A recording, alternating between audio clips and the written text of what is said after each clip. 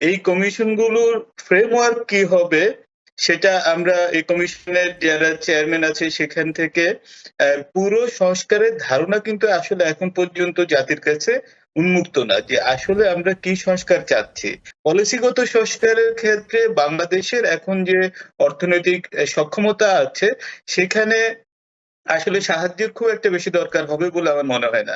এইরকম একটা পর্যায়ে, এরকম একটা প্রেক্ষাপটে যে দেশে আমাদের পদত্যাগ করা প্রধানমন্ত্রী অবস্থান করছেন, সেই দেশের প্রধানমন্ত্রীর সাথে আমাদের প্রধান উপদেষ্টার বৈঠকের অবশ্যই প্রয়োজনীয়তা ছিল এবং বৈঠকটা হওয়া জরুরি ছিল। আপাতত বোঝা যাচ্ছে যে ভারতের সাথে সম্পর্কটা এখনই খুব স্মুথ যাচ্ছে বা যাবে, এটা ভাবার আসলে সুযোগ নেই। এই যে সংস্কার কাজে আন্তর্জাতিক সহায়তা পাওয়ার অথবা সহযোগিতা মেলার যে বিষয়টি, এই বিষয়টি আসলে বাস্তবিক অর্থে কতটা উপকৃত হবে বাংলাদেশ, এটার কতটুকু সুবিধা নিতে পারবে আসলে দীর্ঘমেয়াদে এই অন্তর্বর্তীকালীন সরকার এবং পরবর্তীতে নির্বাচিত সরকার আসলে এই জিনিসটাকে কতটা কাজে লাগাতে পারবে বলে আপনি মনে করেন? ধন্যবাদ। অত্যন্ত গুরুত্বপূর্ণ একটা প্রশ্ন আমার কাছে মনে হয়। প্রথমত হলো যে ৬ টি কমিশন গঠন হয়েছে এটা আমরা সবাই জানি। কিন্তু সরি, এই কমিশনগুলোর ফ্রেমওয়ার্ক কি হবে সেটা আমরা এই কমিশনের যারা চেয়ারম্যান আছে সেখান থেকে পুরো সংস্কারের ধারণা কিন্তু আসলে এখন পর্যন্ত জাতির কাছে উন্মুক্ত না যে আসলে আমরা কি সংস্কার চাচ্ছি। এটা আমার কাছে যতটা মনে হয় একজন নাগরিক হিসেবে নাগরিকদের কাছেও অত্যন্ত ক্লিয়ার না বিষয়টা। আবার যারা সংস্কার নিয়ে যারা কাজ করছেন তাদের মাথায় হয়তো একটা আইডিয়া আছে। এখন সংস্কারগুলোর মেইন যে অবজেক্টিভ সেটা যদি হয় পলিসিগত সংস্কারের ক্ষেত্রে বাংলাদেশের এখন যে অর্থনৈতিক সক্ষমতা আছে সেখানে আসলে সাহায্যের খুব একটা বেশি দরকার হবে বলে আমার মনে হয় না। বিকজ আপনি যখন পলিসিগত সংস্কার করবেন তখন আপনার যারা আন্তর্জাতিকভাবে পলিসি বিশেষজ্ঞ আছে বা অন্যান্য দেশগুলো যাদেরকে আমরা অনুসরণ করতে চাই বা বিশ্বের অন্যান্য দেশ অনুসরণ করতে চায়, তারা যেই সব পলিসি অ্যাডপ্ট করেছে, তারা যেসব পলিসি দিয়ে তাদের সরকার চালাচ্ছে বা তাদের নাগরিকদের মধ্যে সেই সচেতনতা বোধ এবং সেই নাগরিকদের মধ্যে নাগরিকদের কল্যাণে কাজ করছে, সেই পলিসিগুলো যদি অ্যাডপ্ট করতে হয় তাহলে পলিসি ফ্রেমওয়ার্কের ক্ষেত্রে আপনার হলো যে খুব বেশি অর্থনৈতিক সাহায্যের দরকার আছে বলে এটা আমার মনে হয় না। কিন্তু আপনি যখন পলিসিটা নিবেন, সেই পলিসিটা আসলে কারা ভ্যালিডেট করবে? রাজনৈতিক দলগুলো। তখন এই পলিসিগত ইমপ্লিমেন্টেশনের জন্য তখন হলো যে একটা অর্থনৈতিক সহায়তা দরকার হবে। তাহলে আমরা এখানে কয়েকটা ধাপে কাজটা হবে। প্রথম হলো যে পলিসিটা কি হবে সেটা নিয়ে আমাদের সম্মানিত যারা উপদেষ্টারা আছেন এবং যারা এই কমিশন গুলোতে রয়েছেন তারা জনগণের সাথে বা পক্ষগুলোর সাথে যারা অংশীজন আছে বা বিভিন্ন স্টেক হোল্ডাররা যারা আছেন তাদের সাথে আলোচনা করবেন। সো আপনার কোন জায়গাটাতে কি পরিমাণ আপনার হলো যে অর্থনৈতিক সাহায্য দরকার হবে সেটি আপনার হলো যে এটা আমাদের একটা চিন্তার বিষয় আছে। কারণ হলো যে আপনি যখন একটা অবকাঠামো চিন্তা করেন, ফর এক্সাম্পল আপনি পদ্মা সেতু তৈরি করবেন, তখন আপনি জানেন যে আপনার একটা নির্দিষ্ট পরিমাণে আপনার হলো অর্থের বিনিয়োগ দরকার আছে। কিন্তু আপনি যখন একটা সফট স্কিল বা সফট পলিসি যখন ইমপ্লিমেন্ট করবেন, সেখানে আপনার হলো যে সেই বিনিয়োগের চাইতেও প্রশিক্ষণ যারা পলিসি ইমপ্লিমেন্ট করবে, তাদের প্রশিক্ষণ, তাদের সেই ক্যাপাসিটি ডেভেলপমেন্ট, এইসব জায়গাতে হলো যে আ গুরুত্ব দিতে হবে। সেই গুরুত্ব দেওয়ার ক্ষেত্রে তখন আপনি একেবারে সহজ করে যদি আমি বলি যে আপনি ৫০ জন লাইক সরকারি কর্মকর্তাকে আপনি হলো যে একটা পলিসির উপরে প্রশিক্ষণ দিবেন। তাদেরকে যদি দেশে প্রশিক্ষণ দেন তাহলে দেখা যাবে আপনার খুব একটা বেশি খরচ হচ্ছে না। কিন্তু তাদেরকে যদি বিদেশে পাঠিয়ে প্রশিক্ষণটা দেন তাহলে সেখানে আপনার খরচ হচ্ছে। সুতরাং এই যে কি পরিমাণ সাহায্য আমাদের লাগবে এবং কি পরিমাণ সাহায্য আমরা ঠিক কোন জায়গাতে আমরা সাহায্যগুলো প্রত্যাশা করছি, সেই জায়গাগুলো সম্ভবত আরেকটু সময় লাগবে পুরো আইডিয়াটা ক্লিয়ার হতে এবং কতটা আমরা চাচ্ছি এবং কতটা আমরা কাদের কাছ থেকে পাবো ফর এক্সাম্পল যখন অর্থনৈতিক সংস্কারের কথা আপনি বলেন, তখন কিন্তু IMF এর কাছ থেকে আপনি অলরেডি ঋণ সহায়তা চাওয়া হয়েছে। সেটা যেমন অনেক বেশি ইম্পোর্টেন্ট, কিন্তু আপনি অন্যান্য যে সংস্কারগুলো আছে, সেখানে তো বেশিরভাগই আমার কাছে যেটা মনে হয়েছে এতদিনের আলোচনা শুনে, সেগুলো একটা নীতি সংস্কার। সো নীতি সংস্কারের ক্ষেত্রে খুব একটা বেশি দরকার হবে বলে আমার মনে হয় না। সুতরাং এটা আমার কাছে মনে হয় উই লুক ফরওয়ার্ড টু যে কি করে আসলে এই সংস্কারের আইডিয়াটাকে আসলে ডিজাইন করা হচ্ছে এবং সেটাকে কি করে ইমপ্লিমেন্টেশনের রোড ম্যাপটা তৈরি করা হচ্ছে সেটার উপরে আসলে সবকিছু নির্ভর করছে। জি, ধন্যবাদ। সিরাজুল ইসলাম, বাংলাদেশের সাথে আমেরিকা, কানাডা সহ যে পশ্চিমা দেশগুলো আছে, আমরা দেখতে পাচ্ছি যে যদি বলি নতুন করে একরকম আরো ভালো সম্পর্ক, সুসম্পর্ক একটি পথ সুগম হচ্ছে বলে আমরা দেখতে পাচ্ছি প্রধান উপদেষ্টা ডক্টর মোহাম্মদ ইউনূসের হাত ধরে। এক্ষেত্রে ভারত আসলে কতটা চাপ অনুভব করছে বলে আপনি মনে করেন? এটি খুবই গুরুত্বপূর্ণ একটি বিষয় বলে আমি মনে করি, কারণ এটা আহ, আ- আন্তর্জাতিক এবং আঞ্চলিক রাজনীতিতে খুবই গুরুত্বপূর্ণ একটি বিষয় এই মুহূর্তে। দেখুন, একটা ব্যাপার হচ্ছে যে প্রধান উপদেষ্টা জাতিসংঘের বার্ষিক অধিবেশনে যোগ দেওয়ার জন্য নিউ ইয়র্কে অবস্থান করছেন। সেখানে আমেরিকার প্রেসিডেন্ট থেকে শুরু করে কানাডার প্রধানমন্ত্রী এবং আরো অনেক গুরুত্বপূর্ণ নেতা কর্মকর্তা, বিভিন্ন পর্যায়ের সরকারি বেসরকারি বিভিন্ন পর্যায়ের ব্যক্তির সাথে তিনি বৈঠক করবেন এবং তারা নিশ্চয়ই বিশ্বে অত্যন্ত গুরুত্বপূর্ণ ও উচ্চ মর্যাদার এবং নামি দামি পজিশনে পর্যায়ে আছেন। কিন্তু এর ভিতরে ভারতের প্রধানমন্ত্রীর সাথে আমাদের প্রধান উপদেষ্টার বৈঠকটা সম্ভবত হচ্ছে না, এবং এই বৈঠকটা জি, না হয়নি। হওয়াটা বৈঠকটি হবে না, ভারত জানিয়েছে, আগেই জানিয়েছে। এবং হচ্ছে না।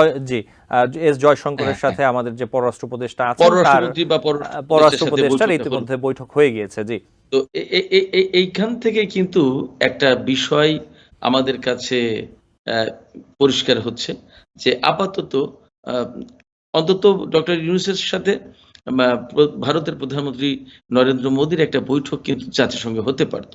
কারণ হচ্ছে যে বাংলাদেশের যে জি, আমরা দেখতে পরিবর্তনটা পাচ্ছি হয়েছে। যে জি, সিরাজুল ইসলাম, আমি যেটা আপনি যোগ করতে চাই যে আমরা দেখলাম যে পাকিস্তানের প্রধানমন্ত্রী শাহবাজ শরীফের সাথে কিন্তু সাক্ষাৎ হয়েছে প্রধান উপদেষ্টার। সাক্ষাৎ হয়েছে জি, সাক্ষাৎ হয়েছে জি। আমি সেই জায়গায় এই জন্যই বলেছি যে আঞ্চলিক রাজনীতিতে এটি খুবই গুরুত্বপূর্ণ বিষয়। তো যেটি বলছিলাম যে আমাদের একেবারে নিকটতম প্রতিবেশী হচ্ছে ভারত। আমাদের বাংলাদেশের ৩ পাশে ভারত, এবং আমরা যে দিক দিয়েই যেতে চাই না কেন, ভারত ভারত ভারত, এর বাইরে আর আমাদের কোনো চিন্তা করার কোনো স্কোপ নেই। ভারতের অর্থনীতির সাথে, ভারতের কূটনীতির সাথে, ভারতের নিরাপত্তার সাথে, ভারতের রাজনীতির সাথে অনেক কিছুর সাথে আমাদের সম্পর্ক জড়িয়ে। এমনকি এই যে সম্প্রতি বাংলাদেশে যে আন্দোলনটা হয়ে গেল, এর প্রভাবও কিন্তু ভারতে পড়েছে, এবং এটা নিয়ে আলোচনা হয়েছে ভারতের গণমাধ্যমে, নেটিজেনদের ভেতরে, নাগরিকদের ভেতরে, এবং এটা নিয়ে নানামুখী স্লোগানও পশ্চিম বাংলায় বা ভারতের বিভিন্ন জায়গায় হয়েছে। অনেক, তার মানে আমাদের ভারতের সাথে বাংলাদেশের সম্পর্ক এবং এর যে ঘনিষ্ঠতা, এটা আমি বোঝাতে এই কথাগুলো বললাম। এখন এই বাংলাদেশে যে সম্প্রতি পরিবর্তনটা হয়ে গেল এবং প্রধানমন্ত্রী শেখ হাসিনা পদত্যাগ করে তিনি কিন্তু ভারতে আশ্রয় নিয়েছেন বা অবস্থান করছেন। অর্থাৎ আমাদের এই প্রধানমন্ত্রীকে ফিরিয়ে আনা, না ফিরিয়ে আনা, নানা রকমের কথা কিন্তু আছে। সেটা কতটা রাজনৈতিক, কতটা ডিপ্লোম্যাটিক এবং আনা যাবে কি যাবে না, সেগুলো সবই আলাদা বিষয়। কিন্তু এইরকম কথা আছে। এইরকম একটা পর্যায়ে, এরকম একটা প্রেক্ষাপটে যে দেশে আমাদের পদত্যাগ করা প্রধানমন্ত্রী অবস্থান করছেন, সেই দেশের প্রধানমন্ত্রীর সাথে আমাদের প্রধান উপদেষ্টার বৈঠকের অবশ্যই প্রয়োজনীয়তা ছিল এবং বৈঠকটা হওয়া জরুরি ছিল। কিন্তু সেই বৈঠকটা হলো না। এখন কবে, কখন, কোনভাবে হবে আমরা জানি না। এর ভেতরে নানামুখী ঘটনা ঘটে গেছে। বাংলাদেশে বন্যা হয়েছে, ভারতের বাঁধ ছেড়ে দিয়ে পানি দেওয়ার ঘটনা ঘটেছে এবং এই রকমের অভিযোগ আছে। তারপরে আপনার চিকেন নেক বা সেভেন সিস্টার বলে যে কথাটা আছে, যে অঞ্চলটা, সেই অঞ্চল এবং আমাদের পাহাড়ি অঞ্চল, আমাদের পার্বত্য অঞ্চল, এইগুলোর অস্থিতিশীলতার সাথে বাংলাদেশ ভারতের নানামুখী সম্পর্ক, নানা রকমের কথাবার্তা, অনেক রকমের আলোচনা চলছে। এই সমস্ত সবকিছু নিরসন হতে পারত প্রধান উপদেষ্টা এবং ভারতের প্রধানমন্ত্রীর ভেতরে একটি বৈঠক হলে। সেই বৈঠক যখন হলো না, তখন আপাতত বোঝা যাচ্ছে যে ভারতের সাথে সম্পর্কটা এখনই খুব স্মুথ যাচ্ছে বা যাবে, এটা ভাবার আসলে সুযোগ নেই। বাট আমি মনে করি যে যেহেতু ভারত আমাদের নিকটতম প্রতিবেশী এবং প্রতিবেশীর সাথে প্রতিবেশীর সম্পর্কটা সবচেয়ে হৃদ্যতাপূর্ণ থাকা উচিত। প্রতিবেশীর সাথে ঝগড়া করে প্রতিদিন প্রতিবেশীর সাথে ভালো থাকা যাবে না, যায় না। জি। এটা যেমন ভারতের জন্য প্রযোজ্য, ঠিক তেমনি একইভাবে বাংলাদেশের জন্য প্রযোজ্য।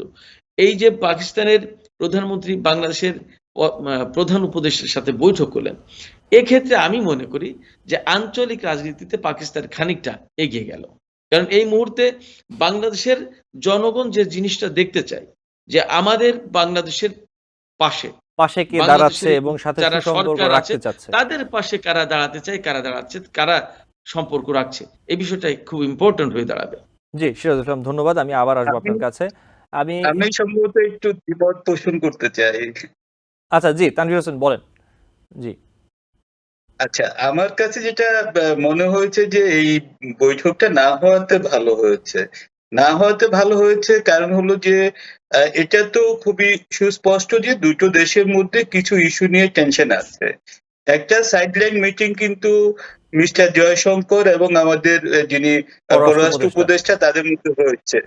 সুতরাং একটা মিটিং কিন্তু হয়েছে। এখন যখন আপনি head of the state versus head of the state আপনি যখন বাইলেটারাল মিটিং করবেন, তখন কিন্তু সেটাতে আপনার হলো যে হয় সম্পর্কটা এক পরবর্তী ধাপে উত্তরণের কিন্তু একটা সম্ভাবনা তৈরি হবার থাকবে, অথবা সেটা সম্ভাবনা তৈরি হবে না। সুতরাং আমার কাছে মনে হয় যে এই পর্যায়ে যেটা খুব স্ট্র্যাটেজিক একটা বিষয় হয়েছে, বাইডেন যেভাবে আপনার উদারভাবে আলিঙ্গন করতে পেরেছেন, আমার মনে হয় না যে মোদিজি ঠিক সেভাবে আলিঙ্গন করতে পারতেন। সুতরাং সেই জায়গাটাতে আমাদেরকে কিন্তু এই যে আমরা আপনার প্রশ্নের মধ্যে ছিল যে ভারত কতখানি চাপে আছেন। ভারত আসলে ভারতের রাজনীতি এবং আমাদের রাজনীতি একেবারেই ভিন্ন। ভারত ইন্দো চায়না ওয়ারের সময় ভারত কিন্তু আমেরিকার সাহায্য পেয়েছিল, আবার তারা কিন্তু আমেরিকাকে সমর্থনও করেনি। সুতরাং ভারতের রাজনীতি অনেক ঐতিহাসিকভাবে অনেক বেশি আমেরিকার সাথে সেখানকার স্বার্থ সংশ্লিষ্ট বিষয়গুলো একেবারেই ব্যতিক্রম। আপনি আরেকটা জিনিস খেয়াল করবেন, মিস্টার জো বাইডেনের সাথে আপনার হলো যে মিস্টার মোদির একটা মিটিং হয়েছে, আরেকটা মিটিং হওয়ার কথা হলো ট্রাম্পের সাথে। সুতরাং সেখানকার ভারতের রাজনীতি সাথে আমাদের রাজনীতি মিলিয়ে খুব একটা বেশি সুবিধা হবে না। আমাদের আসলে বেশি যেই সমস্যাগুলো আছে সেই সমস্যাগুলো কিন্তু খুব বৃহত্তর বড় রকমের সমস্যা না, এবং সেগুলো মিটিয়ে নেওয়া সম্ভব। বিশেষ করে আমাদের যে আলোচনাগুলো এসেছে পার্বত্য চট্টগ্রাম এবং বন্যা অন্যান্য বিষয়গুলো নিয়ে। আমার কাছে মনে হয় যে ভারত এবং বাংলাদেশের সম্পর্ক যে আস্থা ফেরানোর জন্যই হোক বা সেখানে দুটো দেশের মধ্যে অবশ্যই প্রতিবেশীর সাথে আমরা তো খারাপ সম্পর্ক রাখতে পারবো না, জি, এবং এই সুতরাং রাখতে জায়গাটাতে চাইও না। জি, তানভীর হোসেন, এই জায়গাটাতে আমেরিকা একটি গুরুত্বপূর্ণ ভূমিকা রাখতে পারে বলে আপনি মনে করেন কিনা? আমেরিকা তো সবসময় গুরুত্বপূর্ণ ভূমিকা রাখছে। সেই ভূমিকাতে যেটা হয়েছে, ভূমিকার সমস্যাটা যেটা হয়েছে, আপনি কখনোই আশা করতে পারেন না যে একই জায়গাটাতে আমেরিকান ইন্টারেস্ট এবং ইন্ডিয়ান ইন্টারেস্ট একই সেম জায়গাতে আসবে। তো তারা দুজন তখনই একসাথে কাজ করে যখন তাদের ইন্টারেস্ট গুলো একসাথে হয়, মানে এক জায়গাতে একই লক্ষ্যবস্তুতে থাকে। আর যখন সেটা বিপরীত হয়, তখন আমরা দেখি যে কোথাও কোথাও ভারত নীরব থাকে, কোথাও কোথাও আমেরিকা নীরব থাকে। সো সেটা একটা ডিপ্লোম্যাটিক কূটনৈতিক শিষ্টাচারেরও বিষয় আছে, আর একটা বৃহত্তর স্বার্থেরও বিষয় আছে। সুতরাং আমার কাছে মনে হয় যে যেটা আমরা সোশ্যাল মিডিয়াতে যে প্রবলেম গুলো হয় সেটা হলো যে আমরা খুব সংক্ষিপ্ত আকারে একটা সিদ্ধান্ত নিয়ে ফেলতে চাই। দ্বিপাক্ষিক সম্পর্ক বা দুটো রাষ্ট্রের সম্পর্ক, এখানে যখন তৃতীয় রাষ্ট্র হয়, এখানে আমরা এটা সবসময় কিন্তু একরকম হবে না। বাংলাদেশের জি সাথে কিন্তু ইন্ডিয়ার একটা কম্পিটিশন আছে, জি সুতরাং তানভীর হোসেন, সেই জায়গাটাতে জি জি আমি একটু অন্য জি প্রসঙ্গে যেতে চাই, আমাদের হাতে সময় কম। এই বিষয়টি আমি আপনার মূল প্লিজ। কথাটা অথবা উত্তরটা দর্শক পেয়েছে আমি আশা করি। যেটি হচ্ছে যে ডক্টর মোহাম্মদ ইউনূস প্রধান উপদেষ্টা হয়েছেন এখন, তিনি এই যে জাতিসংঘ অধিবেশনে গিয়েছেন, সেখানে এক বৈঠকে তিনি বলেছেন, সেখানে একটি বৈঠক ছিল রোহিঙ্গা প্রসঙ্গে, এবং সেখানে তিনি আন্তর্জাতিক সম্প্রদায়কে এগিয়ে আসার আহ্বান জানিয়েছেন এই সংকট সমাধানের জন্য। এবং অন্তর্বর্তীকালীন সরকারের যে পররাষ্ট্র উপদেষ্টা মোহাম্মদ তৌহিদ হোসেনের সাথে মিয়ানমারের জাতিসংঘের যে বিশেষ দূত জুলি বিশপের বৈঠক হয়েছে।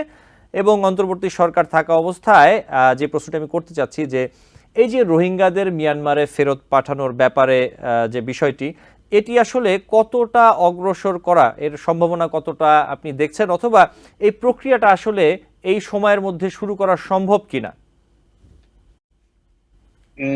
ধন্যবাদ। এটা অনেক কঠিন প্রশ্ন। আমার কাছে মনে হয় যে এই প্রক্রিয়া তখন সম্ভব হবে যখন আমরা মিয়ানমারে একটা সুসংগঠিত রাষ্ট্র ক্ষমতা আমরা দেখব, মানে একটা সরকারকে আমরা দেখব। মিয়ানমার সরকার কিন্তু নিজেরাই স্ট্রাগল করছে এখন। যতটা যে আলোচনাগুলো হচ্ছে, সেটার একটা বড় বিষয় হলো যে প্রায় 20 লক্ষ 12 লক্ষের মতো রোহিঙ্গা, আমার ভুল হতে পারে তথ্য, এত বড় সংখ্যক একটা রোহিঙ্গা পপুলেশন বাংলাদেশে আছে।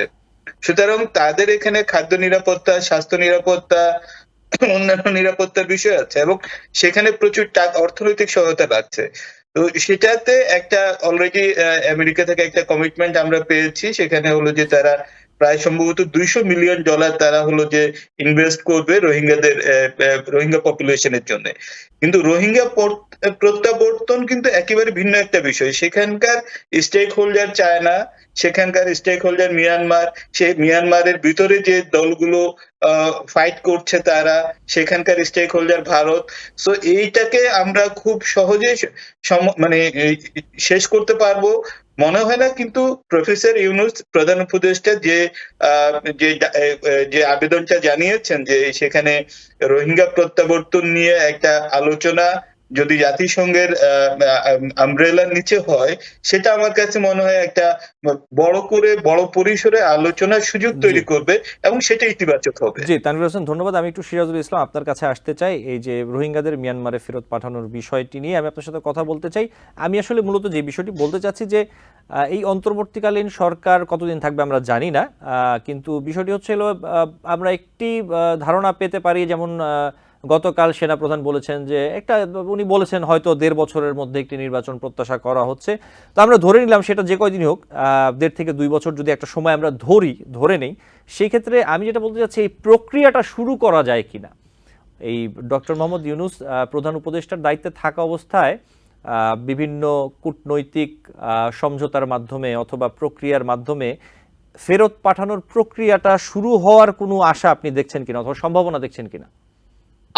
আমি দেখছি এই কারণে দেখছি, বাট এটা হবে কিনা আমি জানি না, কিন্তু আশা আছে এবং আমি সম্ভাবনা দেখছি এই কারণে যে ডক্টর মোহাম্মদ ইউনূসের সাথে যেহেতু পশ্চিমা জগতের অত্যন্ত হৃদ্যতাপূর্ণ সম্পর্ক, ঘনিষ্ঠ সম্পর্ক, আন্তরিকতাপূর্ণ সম্পর্ক, সেই কারণে এবং জাতিসংঘকে যদি ব্যবহার করে জাতিসংঘের আওতায় যদি এই আলোচনাটা করা যায়, তাহলে বাংলাদেশ বিশেষভাবে লাভবান হতে পারে, এবং সেই জায়গাটা ডক্টর ইউনূসের জন্য বেশি পজিটিভ।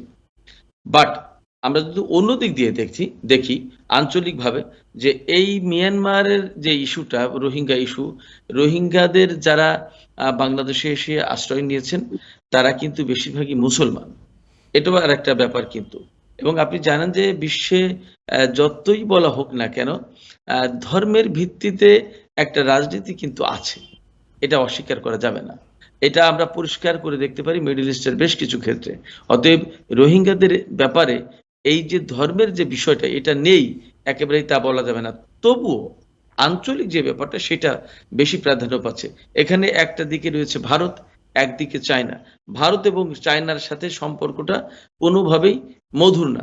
আবার এর সাথে আছে রাশিয়া জড়িত। রাশিয়ার অস্ত্র বিক্রির একটা ভালো ক্ষেত্র হচ্ছে Myanmar. On the other hand, আমেরিকার সাথে চীনের এবং রাশিয়ার কারো ভালো সম্পর্ক না। সম্পর্ক মোটামুটি আমাদের আঞ্চলিক রাজনীতিতে সম্পর্ক ভারতের সাথে আমেরিকার ভালো, আবার আমেরিকার সাথে চীনের রাশিয়ার সম্পর্ক ভালো না, ভারতের সাথে রাশিয়ার সম্পর্ক ভালো, চীনের সম্পর্ক ভালো না। এর ভিতরে আমরা বাংলাদেশ এবং রোহিঙ্গা মুসলমানরা জি, এইরকম একটা জটিল কূটনৈতিক জটিল সমীকরণের ভেতরে এই ইস্যুটার সমাধান করা খুব সহজ না। নিউ ইয়র্ক থেকে সম্প্রচারিত TVN 24 টেলিভিশন বিশ্বজুড়ে বাঙালির কণ্ঠস্বর।